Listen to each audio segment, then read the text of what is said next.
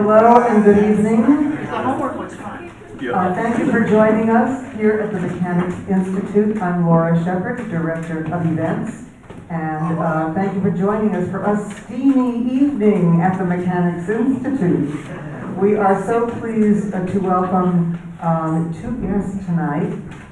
Jared Stearns, who's the author of Pure, The Sexual Revolution of Marilyn Chambers. You want to come on in and say hello? And also to Jesse Hawthorne Ficks, about these two gentlemen of esteem.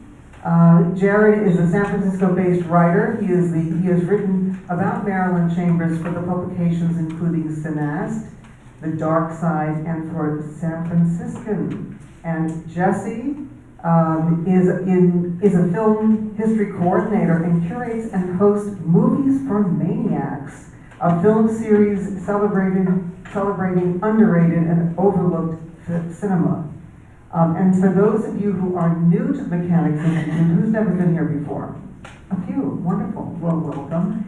You are actually on our night of our Cinema Lit Film Series, which is a mini film series, a mini film festival every month with a different theme. And we hope you'll join us starting in September. September 6th will be our first Friday night, of which we are doing a member's choice of films. So we hope that you'll pick up our flyers, join us for our films every month. Fresh popcorn, wonderful wine and libations, and a really good conversation, salon style, with our curator, Matthew Kennedy, for great conversations about film. We've got upcoming a series of suspense, and then we have a series on Marlon Brando for the fall, and every month is a new theme. So check our website and join us. Also, if you're new, please take our free tour of Mechanics Institute. We have this incredible library downstairs, International Chess Club down the hallway, and incredible events and programs that are here under one roof. So once again, the free tour is Wednesdays at noon, and please join us. But now I'd also like to introduce Marilyn Chambers' daughter, who is McKenna Mercurio here in the front row, and thank you for joining us. And McKenna lives here in the Bay Area, and we're so pleased to have you and introduce you to our Mechanics Institute cultural venue and family. So, do you want to kick this off, and we will start. Thank you, everyone, for coming out tonight. My spanks are killing me, so I can hardly breathe right now, so we'll get to it. But to kick this off, I have a video. We're not going to show the whole thing because it's a little bit racist, but I will post the whole thing on my website, jaredstearns.com, which I'm sure you all go to regularly anyway. But this part, it's about a 5-minute clip. Is Marilyn talking about her time moving to San Francisco, filming Behind the Green Door, which you might be familiar with. I see a lot of nods, so obviously big horny crowd. And Ivory Snow, which is really what made her famous. So we'll take that off and then we'll continue the conversation. Definitely. I moved to New York City when I graduated from high school, and then couldn't stand it, and then moved immediately to San Francisco because that's where my people are. I was trying to model. I did get some work. I did a Crowd commercial. I did Pepsi. Marilyn was also in a Barbra Streisand movie, The Owl and Pussycat. We didn't wake you, did we? Oh, no, not at all. We just thought we'd go down and watch the garbage collectors at work. Get a jump on the crowd. I'm sorry, I thought we caused you any disturbance. No, really. We plan to take a drive today in the country anyway. And since the sun has begun to spit, we just thought we'd get out there early and catch some of the morning drool. I did read an ad in the San Francisco Chronicle that said now casting for a major motion picture. I thought, okay, here's my calling. I really didn't know what I was getting into. So I walked into stage 8. They asked if I wanted a bowling or a non-bowling role. I thought they said, do you want a bowling role? Oh my God. ball. Like, Mom, I'm gonna do this. I'm not that kind of girl. And as I was leaving in a hurry, she and Art Mitchell were standing at the top of these stairs. They owned the O'Farrell Theater. They wanted to get somebody who wasn't really a porn star. They saw me leaving, they were screaming at me to wait. Don't go, don't go. And then I thought, well, all right, I'll go see what they have to say. And they proceeded to tell me the story of behind the green door. She said, give me like $25,000 and a certain amount of gross, which she thought they would never do. And she left. So I went home, and not an hour, even an hour later, they called and said, okay, we want to come over, we have the contracts, we're going to go for it. And I was like, what? They really called my bluff. And I thought, well, I wouldn't be that bad. I mean, I could use it as a stepping stone to further my career. A young woman is abducted and taken to a private club and loved as she's never been loved before. It was kind of fun when they got me, they threw me in the car. Personally, I kind of like pretending stuff like that. But then when we got to the point where I actually had come through the green door, I'm thinking, oh God, what did I get myself into here? It was really a challenge because it was something that there weren't a lot of lines in it. It was all acting. Yeah, it was all acting with my emotions, my body, my eyes, and I hope that came across. Went a long way from Ivory Snow. Well, I don't know. I'm pretty clean-cut, all-American, wholesome girl. My friends, the road to stardom takes many and diverse turns. Consider for just one moment this young picture of idealized motherhood who adorns this soapbox. Her name is Marilyn Chambers, and her life has become a real-life soap opera. I was a pyramid, the controversy of the Lily White, 99 and 44, 100% pure as the driven snow, and then that girl goes behind the green door. That really shot it into national and world news. It was a huge cultural phenomenon, and my mother went to see it. It's an interesting movie, and Marilyn was absolutely drop dead gorgeous, and she was well spoken. I can feel there's a lot of things coming for me because I really am a serious actress. And she was smart, and I think kind of upstaged some of the folks. Marilyn Chambers was on the cover of Ivory Snow. It was in every woman's kitchen. And at the same time, she was joyously in these porn movies.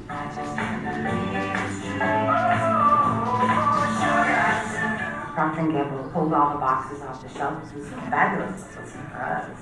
You could not create this kind of controversy, even if you tried. Do you use that? No, it's not my favorite.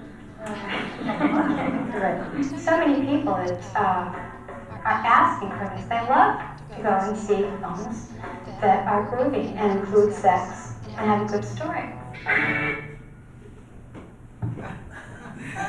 That's as much as we can show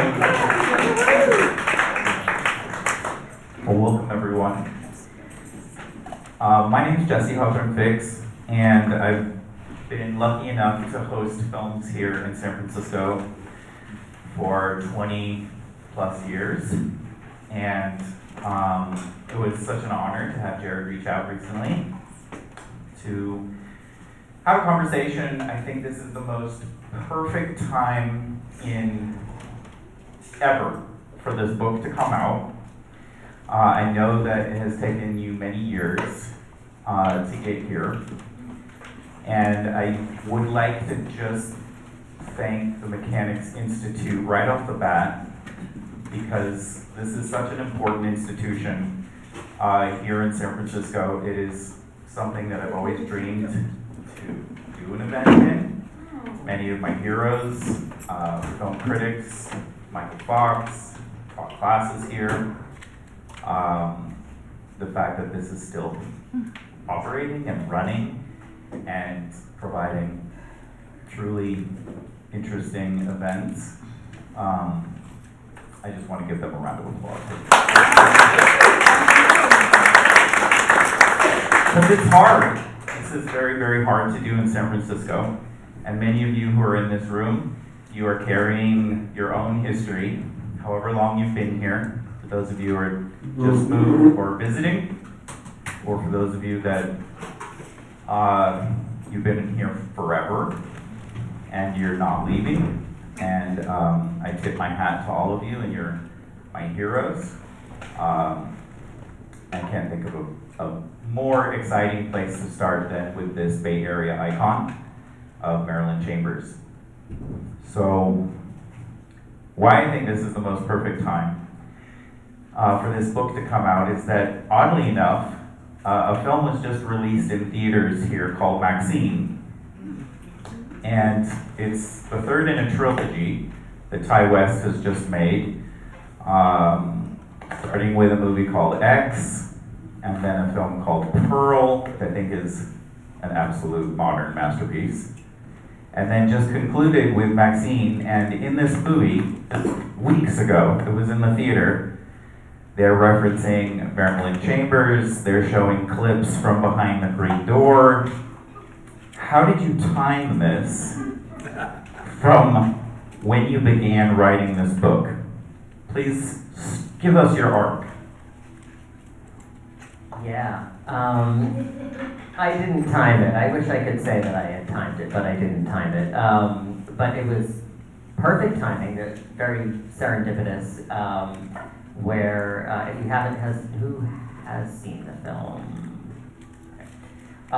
So in the film, Mina Goff, who's the actress, plays a woman who's known primarily for adult films, and she wants to cross over to the mainstream.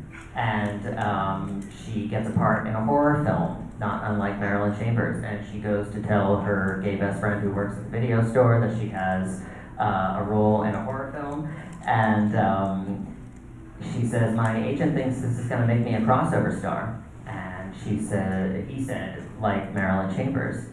And then she said, "She's not a star. Brooke Shields is a star." Obviously I've forgotten that part of the movie because that's just insulting. But and then they showed the clips of Behind the Green Door, and it was just, you couldn't have planned it more perfectly. And the arc of Maxine's story is very much aligned with Marilyn Chambers because that's what she wanted, and that's what she sort of was able to achieve. She started her career in X-rated films, in Behind the Green Door, but you saw the clip from The Owl and the Pussycat. She was just 17 when she did that, and that was the same year she photographed the Ivory Snow Box. She was very young, and didn't make Behind the Green Door until 2 years later. So she was, only 18, 19 when she made Behind the Green Door, and thought it would be a stepping stone because this was 1972. So things were changing in this city and throughout the country in terms of the American sexual revolution. And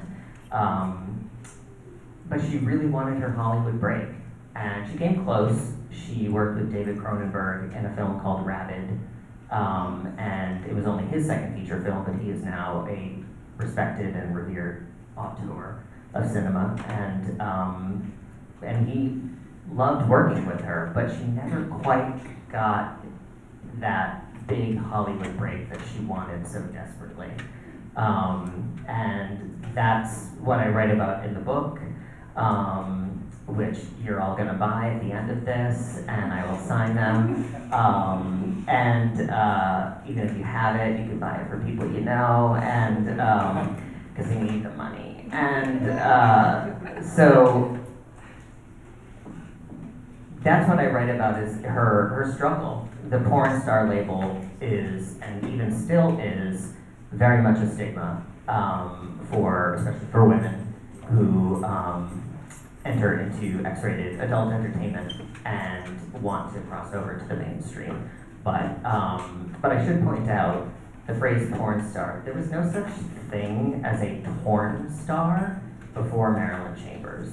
So, and another actress named Linda Lovelace, but we don't have to talk about her. She was in a film called Deep Throat, which, whatever. But she kind of denigrated the industry and all that stuff. So she was, she's persona non grata in X-rated films. But anyway, she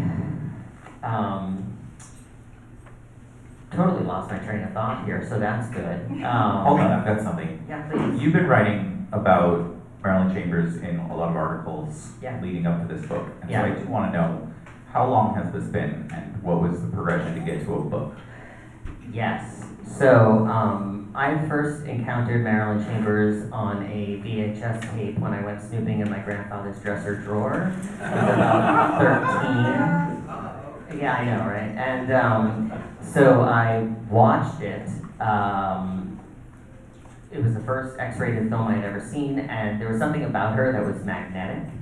And it was star quality, but I didn't know that phrase. And then I would hear her name referenced on television shows, usually as a punchline. This was in the 90s. And it occurred to me even then, wow, this woman must be really famous if they're referencing her on, sitcoms and daytime talk shows, and everyone knows who it is. And even then, that was kind of weird, or at least occurred to me, for someone to be so famous in X-rated films that the mainstream audiences knew her. I moved to San Francisco, and then in 2011, the Yerba Buena Center did a series of X-rated films, gay and straight, that were made here in the city in the late 60s and early 70s, and they closed with a film called Resurrection of Eve, which is a film Marilyn made with the Mitchell brothers.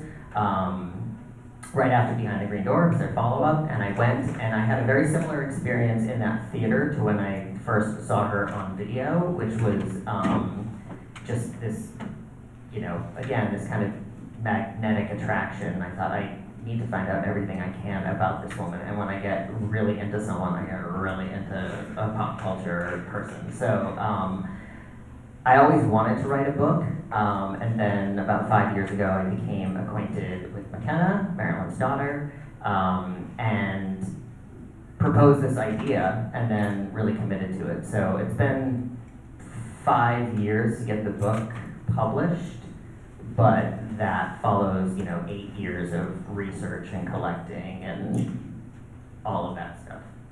Joel Shepard programmed over at the YBCA, Yerba Buena Center, who I would love to give a shout out to his programming for decades here, because there's a difference between appreciating underrated films and knowing that they exist and then actually watching them.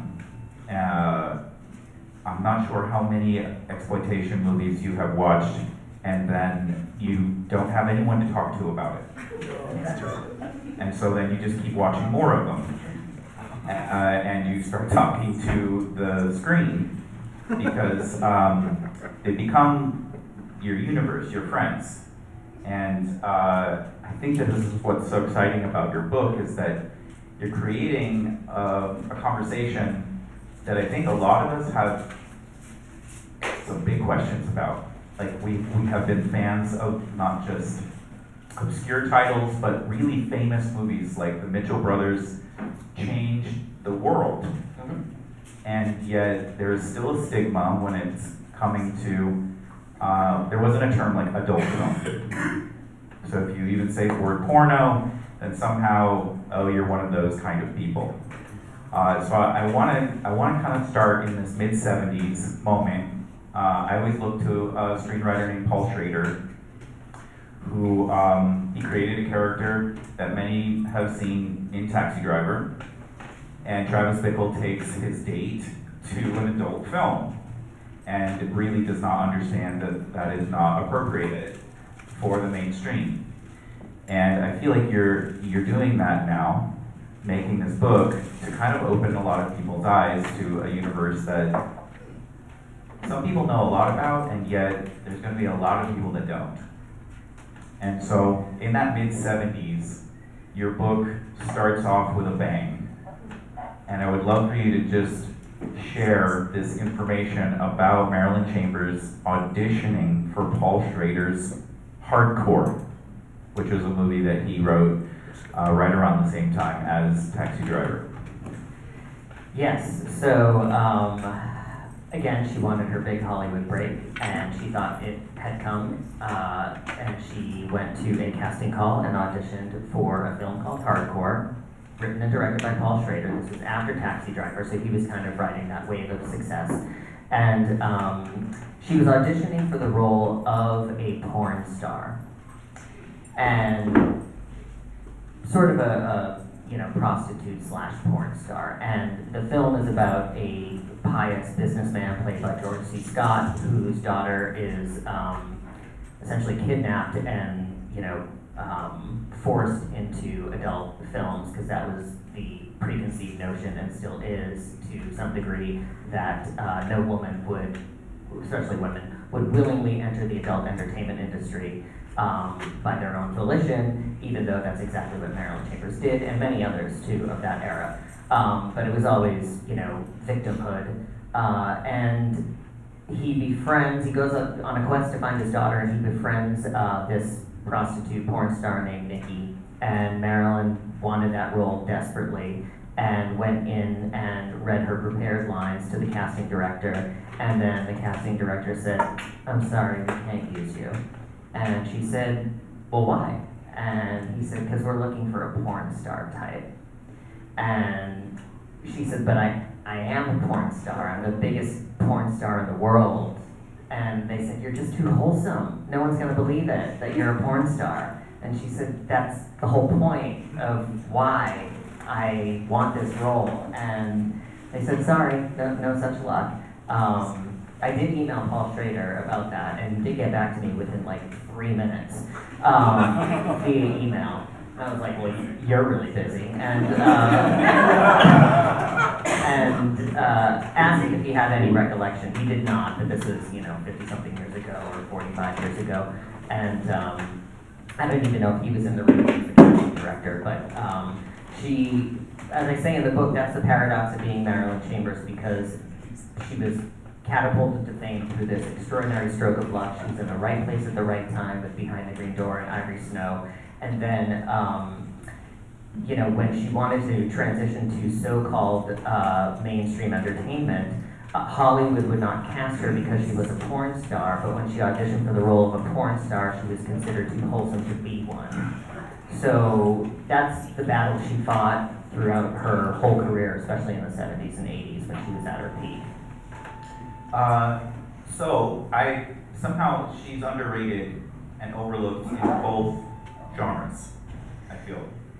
And I love this clip that we're seeing, because when she's talking about her performance, it sounds like modern dance. That she has to express herself without dialogue. And you were able to talk to a lot of people for the book that had never shared anything about her. And so what I'm interested in is, since we have to use her performances as her craft, and then most people are going to dismiss it because reasons that we've already discussed, I guess. I'm curious about what's revelations, without spoiling the book too much, some of the revelations of what people told you and who they were that opened not just your eyes, but will open all of our eyes who know about her. Yeah, so the people who were making adult films, like the Mitchell brothers and others, really believed that this was art. They did not think of this as just an X-rated film. And they took Behind the Green Door to the Cannes Film Festival in 1973, which was the first time a hardcore film was shown there. And it played to rave reviews. And it made, the estimates are varied, but it made as much as $60 million between 1972 and 73, and was made for about $60,000. So it was a huge, huge hit, and they really thought it was art. And as far as her, she worked with David Cronenberg in Rabid, and when I spoke with him, he said that she was very shrewd. She took the role very seriously, and even in that role, she's kind of she's infected with a disease that causes an insatiable yearning for human blood, like you do, and she, but this was her big chance. And it's also worth noting that film was made in Canada and funded in part by the Canadian government. So it was not a Hollywood film; it was a Canadian film, and she worked very hard at it. And even when she did, committed herself to doing X-rated films, she she was acting, and she believed it was acting, and did much more, I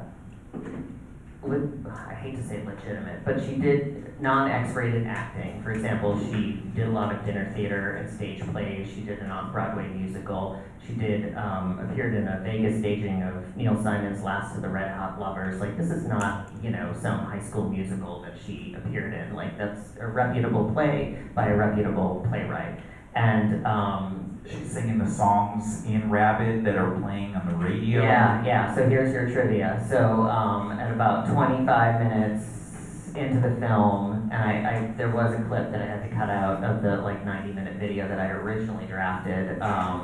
Every frame is important. The leading man is in a hardware store or something, and he's listening to the radio, and the song that's playing in the background is her disco song called Benihana. It is available for streaming. I'm sure you've all heard it, no? Okay, so, but I had a clip of her performing it on James Brown's show, Future Shock, from 1976, I know, right? So, but even when she was making Insatiable, which is one of her big hits in 1980, the director, Stu Siegel, who'd never spoken on the record before about his relationship with Marilyn and her husband, Chuck Traynor, he did 3 films with her, recalled how diligently she worked and how, you know, she really thought of herself as a serious actress, and she gave tons of interviews and would take the time to remind people that she was an actress. She had her own dramatic television show in the early days of cable, where she played a sex surrogate, and it was softcore. I mean, she was, you know, nude in some scenes, but it was drama. It was soap, but it was drama. And even then, the producers and directors said, wow, this woman can act. And if she had just been given a script and a director to pull out of her a performance, the closest she came was Rabid, but she had a couple chances, and all of the directors and producers with whom she worked just said the only reason, David Cronenberg said, the only reason I'm talking to you 45 years later after making this film is because I enjoyed working with her so much, and we just had a beautiful professional relationship, and I just adored her. And that was the only reason. He didn't have a lot of recollections. In fact, he said, I had to review a book of interviews I gave to make sure that my memory was on track, but he's like, I just loved working with her. She was just so pleasant, and not at all what people would expect from a so-called porn star. Does that answer the question? It does. And, well, there's so many people that you interviewed in this book, so I want to bring up one. And for all of you who've been in the Bay Area, there was a place called the Film Arts Foundation, just down on 9th Street. It was the first place that I started to work, actually, when I moved here 25 years ago. And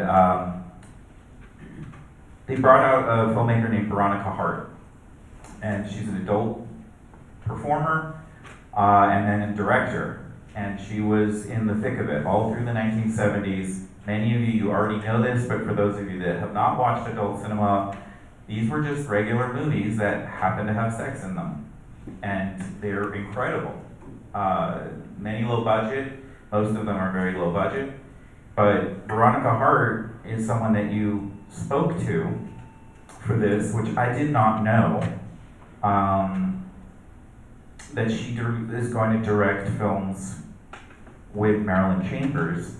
And what I'm excited to hear from you about is that Veronica Hart really flips your attitude on what adult films could be and were. Is so much empowerment was happening through these movies. The stories were quite subversive. Veronica Hart was a major player in this, and it seems so perfect that they found each other. Yeah, Veronica Hart, they ran in similar circles, but they didn't really overlap. So Marilyn Chambers was definitely in the 70s and into the video era of the early 80s, but Veronica Hart was really a star of the video era in the 80s. And then she became a director, and she is a hardcore feminist. And when Marilyn decided to return to X-rated films after 15 years, in 99, 2000, she struck a 3-picture deal with VCA. Veronica Hart was tapped to direct her, and even though they had met, they didn't work together. They had worked together on some softcore stuff, but didn't know each other very well. But they became very good friends, and she felt very comfortable that, one, a woman was directing her, not a man. Marilyn was in her 40s, I think, at that point.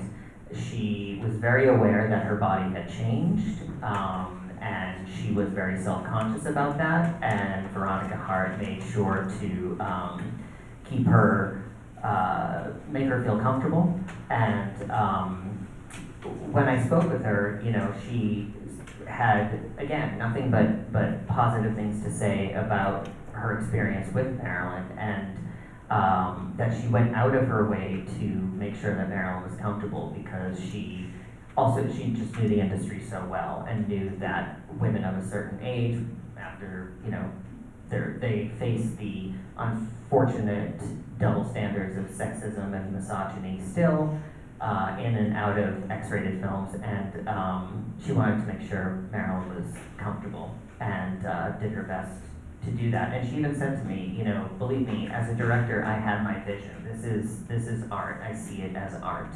And even though the viewer might, you know, fast forward through the storyline to get to the sex scenes, that's not how she intended to make the films.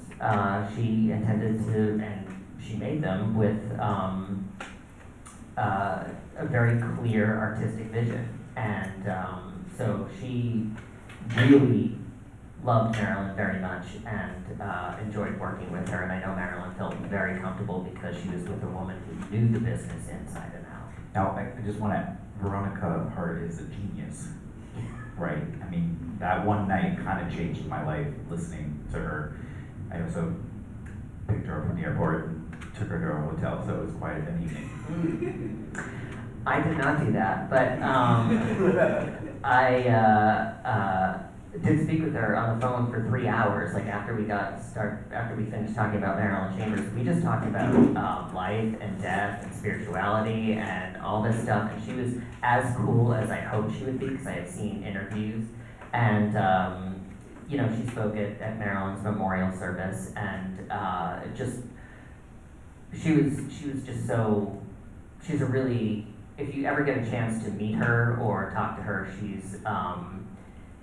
she will gladly, you know, talk about that time, and from the lens of being a feminist in an industry that is considered by some to be anti-feminist.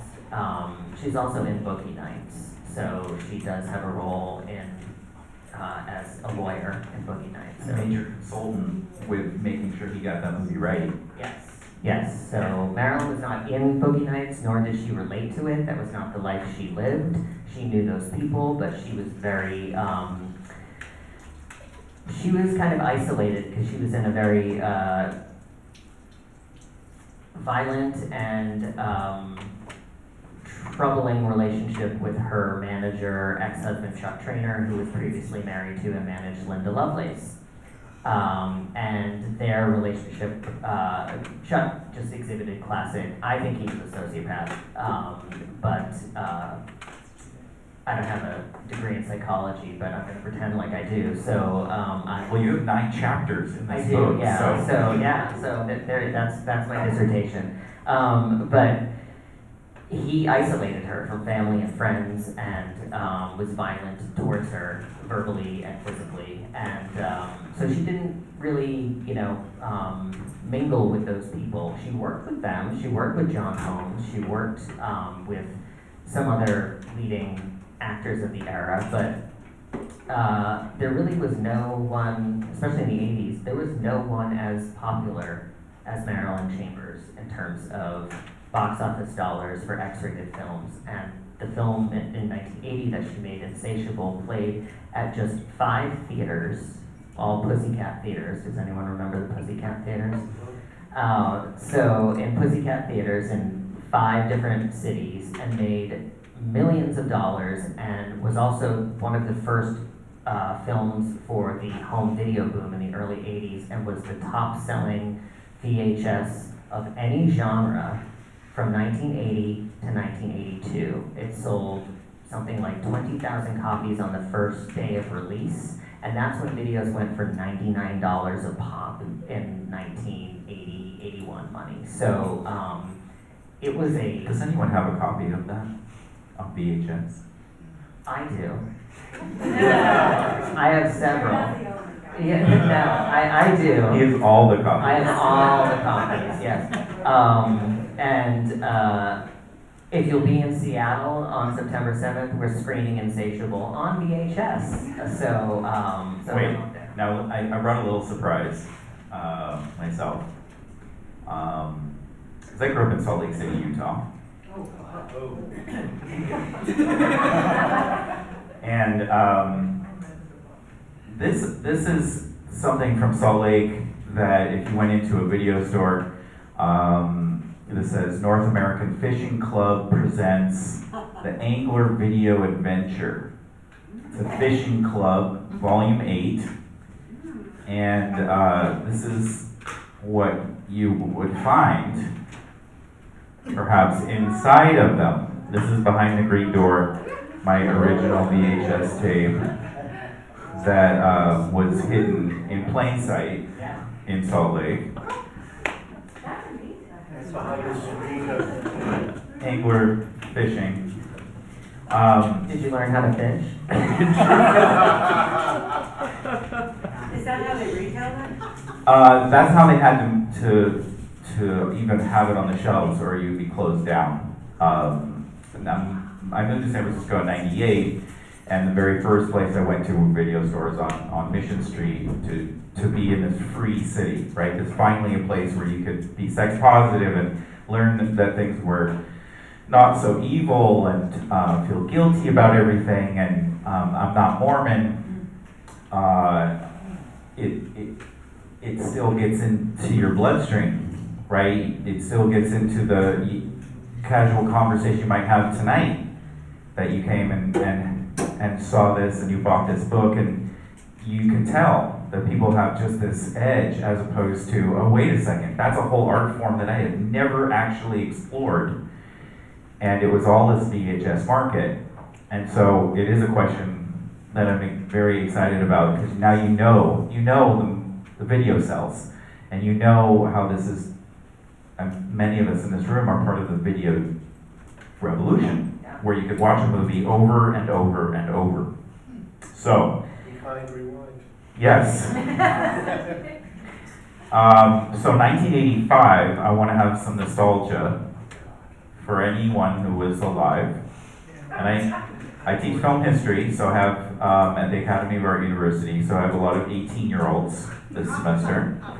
And that's important for you all to recognize that they were born in the year 2005? 2005?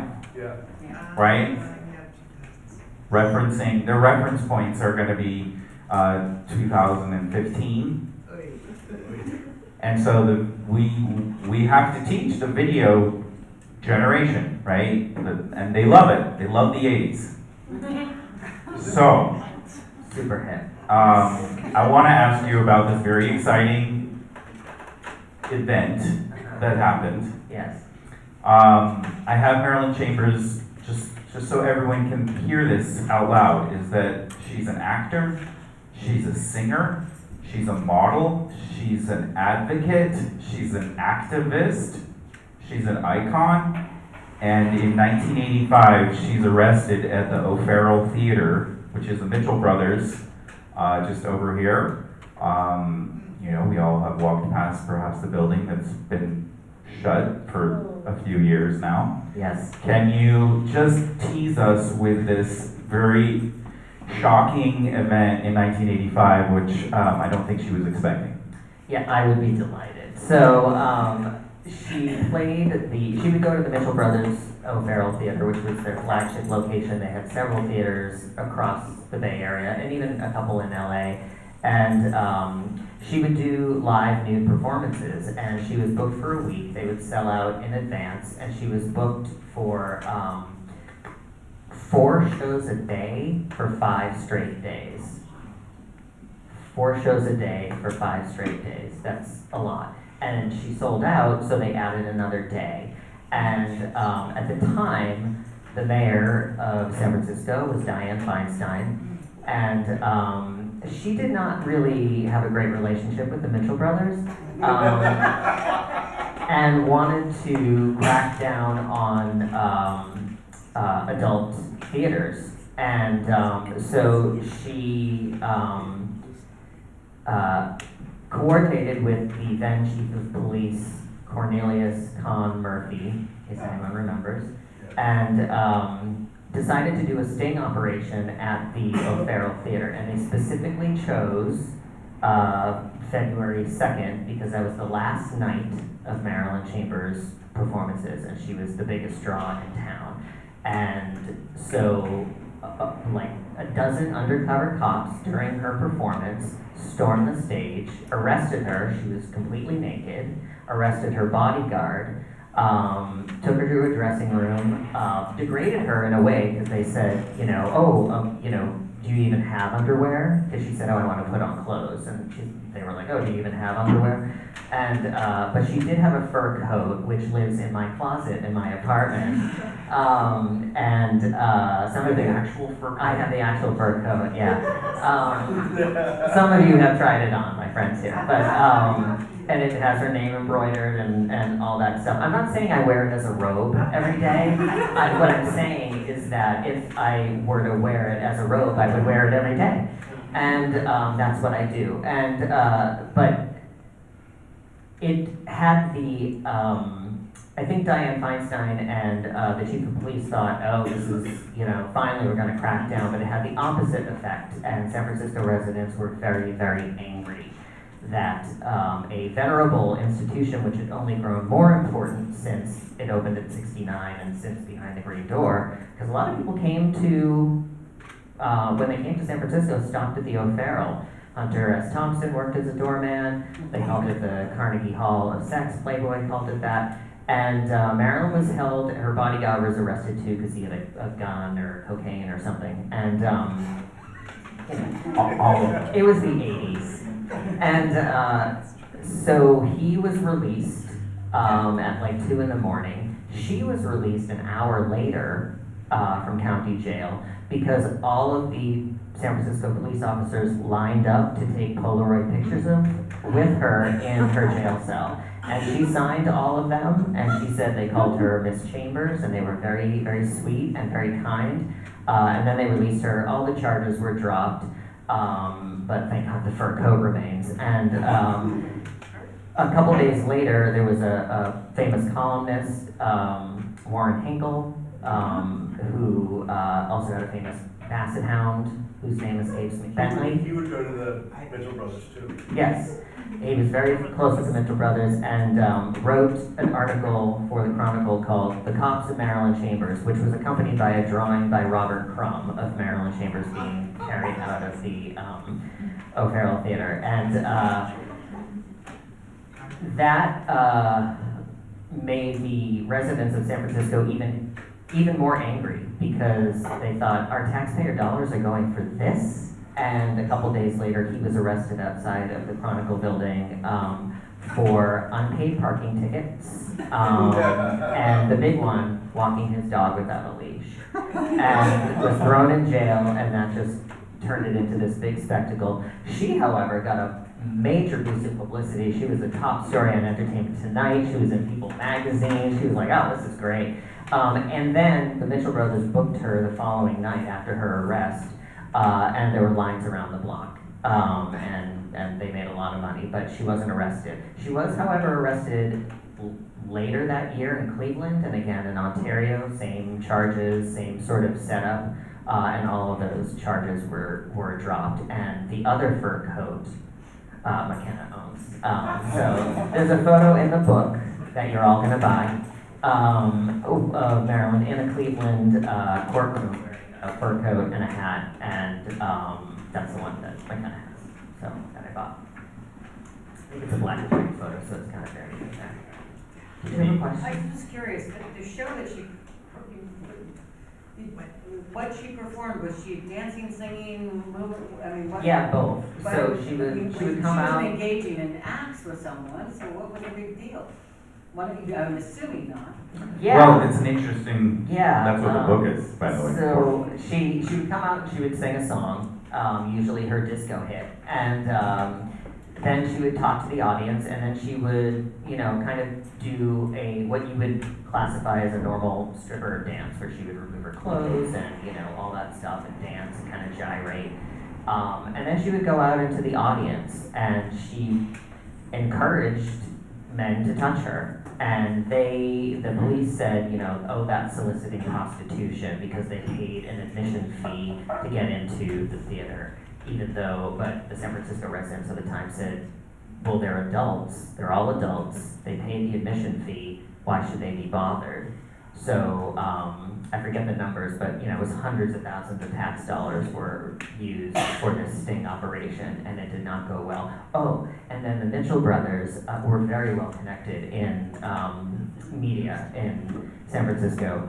After that happened on the Marquee, they got Dianne Feinstein's unlisted phone number and put on their marquee, for a good time, call Diane. And she would get calls at all hours of the night, and then when she would change her number, they would find it again, because they were so well connected with everyone, and then they would just keep putting her number on there, saying, for a good time, call Diane. And she would get obscene phone calls at her home private number. So they were very, very good marketers. they knew what they were doing. Let me circle back to the title of your book, The Sexual Revolutions of Marilyn Chambers. And so, like a story like this is really fun, and it, sort of activist in perhaps a rebellious way. And then all you have to do is just focus on she's fighting a war, like that perhaps many of you are struggling on how to do now. I want to compare this to experimental cinema, which is very important here in the Bay Area with Canyon Cinema for the since the late '60s, and filmmakers like Andy Warhol's Factory, and movies like Flaming Creatures and John Waters. And I know that John Waters has spoken a lot about adult cinema being chic at the time, and he's very humble even about his own work. And so I want to put out there that this is genuine art. This isn't accidental. This isn't so bad that it's good. That this is actually something that is as important as anything in a modern art museum. And that what she has done in these films, I rewatched Insatiable, is transcendent. And your book is, every single chapter I feel like you are emphasizing something new about this, as opposed to just sort of a fun story. This is real San Francisco revolution. Thank you. I tried, and I knew I had sort of a challenge in that I was introducing her to a generation who has never heard of her before, because she's been gone for 15 years, and also reintroducing her to a generation that has largely forgotten her, because she has been out of the public eye for 15 plus years, and that's a very long time for someone in pop culture to be out of the public eye. So I knew that was a sort of how I approached it, to try to reintroduce her, but it kind of goes back to, the Mitchell brothers and other filmmakers at that time really believed this was art. They were not making, fuck films. And some of them were, other directors were doing that at the time. San Francisco and New York were the two major cities making X-rated films. And if you ever want to see a time capsule of San Francisco in the 70s, go watch an X-rated film made in San Francisco in the 70s, because many of them were shot on location. So you can see, street corners and buildings and famous landmarks and things like that. So, not if, but when you go home tonight and watch porn, make sure that you check out something from the 70s. But I think, I called it Revolutions plural because it's a play on, obviously, the sexual revolution, because she was right at the center of it. But I think in our lives we all go through revolutions. Everything is cyclical, and she did that. She was, an upper middle class WASP girl from Westport, Connecticut, who wanted to be an actress, and then she kind of landed this gig in Behind the Green Door and became a sex symbol for a very long time. And then she wanted out after a very big run of being a popular, X-rated star, and didn't really know who she was and had to discover who she was, and got out of her violent relationship. And I think we all kind of deal with that in our lives to, we think we know who we are, and then something happens and it kind of calls that into question, and it's always fun sometimes it's fun to know that you can still surprise yourself, and I think that happened many times with her. So that's kind of why I pluralized it. I'd love to open it up for anyone in the room. I know some of you, I'm really interested in your San Francisco stories, so please start right here. Wonderful, yes, so that we can hear it officially. And if you wanted to share your name, I also think celebrating every one of you tonight is just as important. My name is Brenda, and I have storage in Fort Knox, self-storage 35, and they told me that you filmed there. Is that possibly true? At Turk and Hyde, it's possible but unlikely. The Mitchell brothers had a very large warehouse studio on Tennessee Street that they called Studio A, and that's where most of their films were, both features and shorter films that are called loops, were filmed, but they also filmed at the O'Farrell Theater. That said, they did film certain scenes. There was one in the video, the orgy scene at the end of Resurrection of Eve was filmed at the Great American Music Hall. So, and it's possible, but I don't know what that business was at the time, 50 years ago, but. Actually, it's been what it is. A storage center. Yeah, but it has very large rooms as well. The room I took over had many shelves because somebody had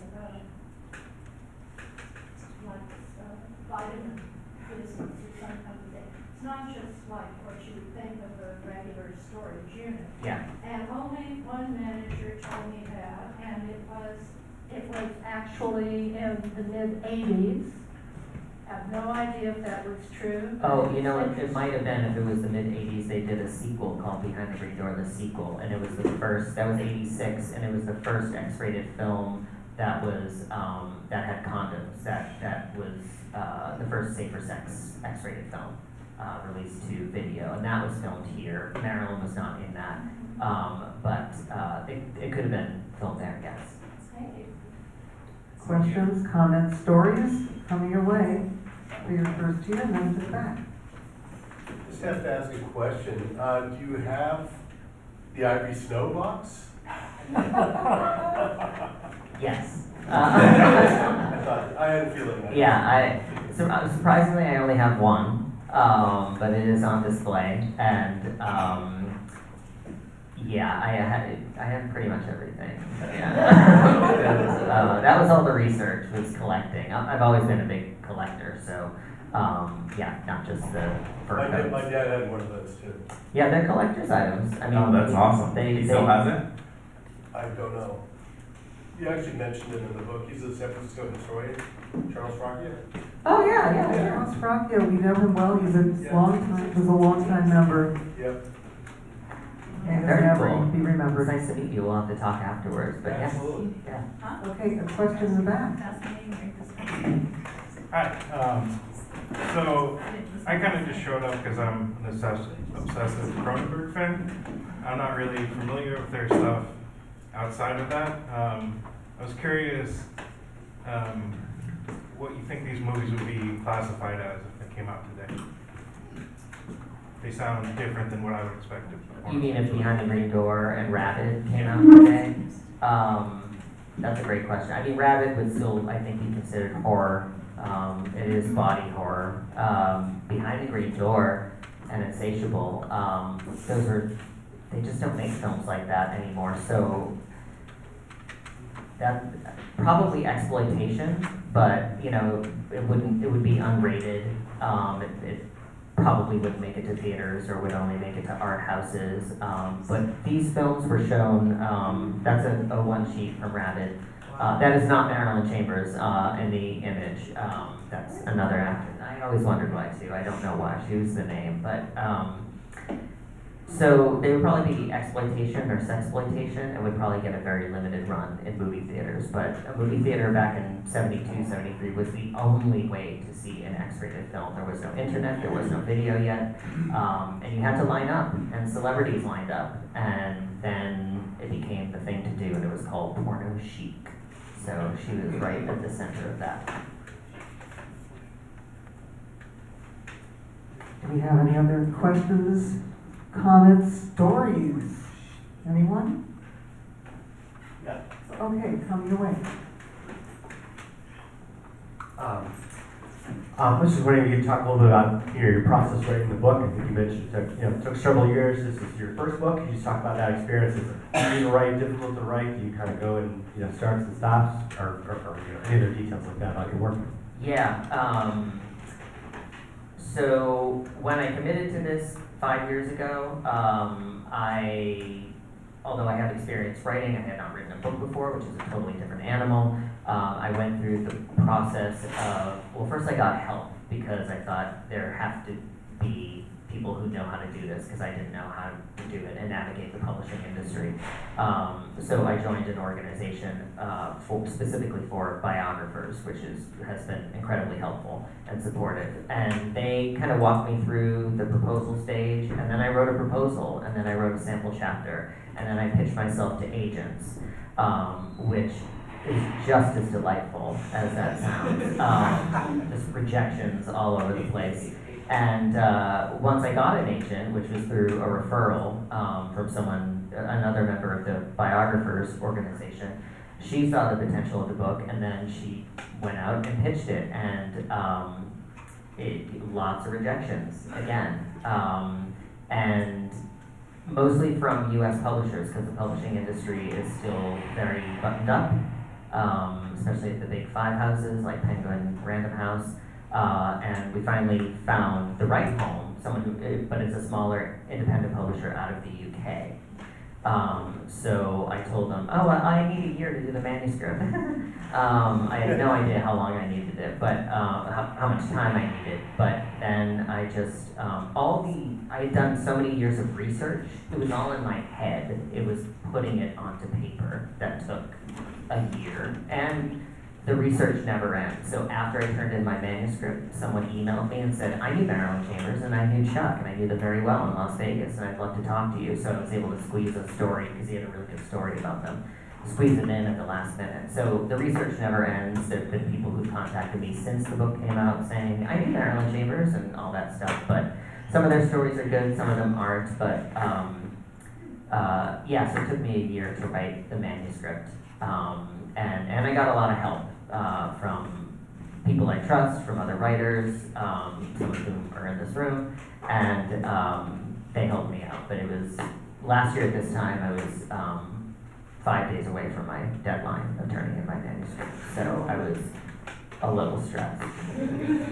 Can we go back to something you just mentioned about the U.S. publishing versus finding a UK publisher? Mm-hmm. I feel like there's a discussion to have right now where there is a lot of progression going on and regression towards this subject, and we talked a little bit about what you changed, maybe when you were pitching the book. Tell me more. Yeah. So when we first pitched the book to publishers in the U.S., we used the word porn and porn star. And we started getting rejections, and my agent and I had kind of we thought, you know what, let's change this. Let's remove the word porn and make it adult film star or X-rated star, anything but the word porn. And as soon as we did that, we started getting responses from people who were like, let's have a meeting, let's talk about this. Some of them didn't work out, but we found that that's a really divisive word, and people bring whatever conscious and unconscious opinions they have about porn to the table, and some of them they were very hostile about it in meetings and stuff, which I didn't take personally. Obviously, I cried about it for several days, but you know, that's just what you do as a writer. We're sensitive and tortured, and so you have to be careful. But I mean, words are important, right? I mean, it sounds so obvious, but once we took out that word, people started to respond, which we found very telling and not surprising. Question right here. I was just wondering, and not to make any assumptions, but I'm wondering if it's not, to me, obvious that you would be the person to become obsessed with Marilyn Chambers. And so I'm wondering, as far as your own sexuality goes, how she became this hero to you, and what drew you to her, and you know, if you could speak more to that, because it sounds like it's more than just writing a book. She's like, you know, really a huge part of your life. Yeah, it has been for, I mean, at least since I was 13 and saw that VHS tape in my grandfather's dresser drawer, which, by the way, I ended up stealing, and I still have that too. And, he's no longer with us, but he never said anything about it. Like, Jared, did this go missing? So that's a good grandfather right there. But so I always joke that, you know, as a gay man, I didn't get the musical theater gene, I didn't get the fashion gene, I didn't get the some of the other, I didn't get the drag queen gene, but I did get the divas gene. So I love my strong women, and when my first conscious memory as a human being is 3 years old and watching The Wizard of Oz on my parents' black and white, 13-inch black and white TV in their bed with all of us, or just my sister. I only have one sibling.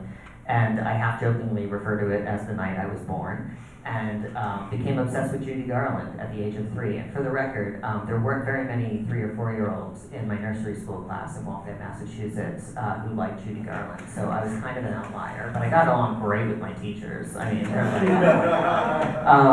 but that sort of magnetic appeal, that sex appeal that she had, obviously I was not sexually attracted to her, and even when I saw her in the theater at Yerba Buena Center, it was not sexual, but there was something, you know, gay men are often, not always, but often drawn to women who are sexually forthright, unapologetic, and, you know, often, in my case, I like the ones who are a bit under the radar, who, you know, aren't the Madonnas and Chers and Gagas and all that stuff. I mean, they're great and they're important, but I like ones who are a little bit unappreciated. And for me, I thought she has to have a bigger gay fan base than is realized. And I do include a section in my book about why she should be reconsidered as a gay icon, because there's a camp element to it. But she was just a strong woman who forged this path and did this thing. Again, there was no such thing as a porn star before her that other women did after the fact, but she was the first.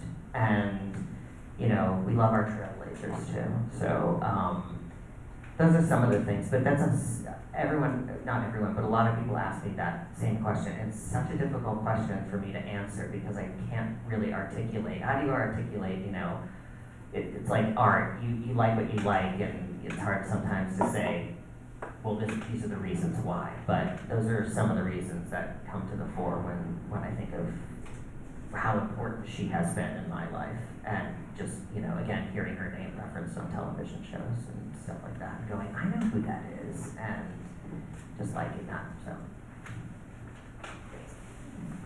Any other questions or comments? Well, in that case, I'd like to thank Jared Stearns and Jesse Hawthorne Ficks for a wonderful and invigorating conversation. You're all going to buy the book, which will be available in the back. Thank you, McKenna, for joining us tonight. It's our pleasure.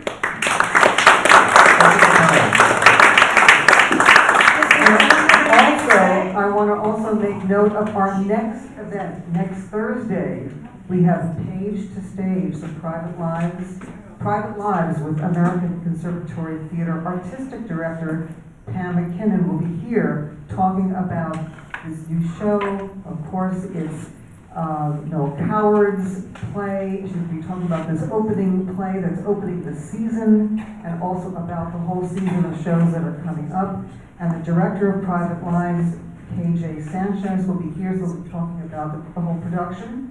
And also, I want to mention that if you're a member here, we get a 20% off on tickets. So that's also what we offer with our membership, tickets to this particular show. So please join us. That's going to be next Thursday, August 15th at 6:30, right here in this room. And we hope you'll come back. I would like to invite both of you to come back and also be part of our Cinema-Lit conversation to introduce another film and be in conversation with Matt Kennedy and our audience as well.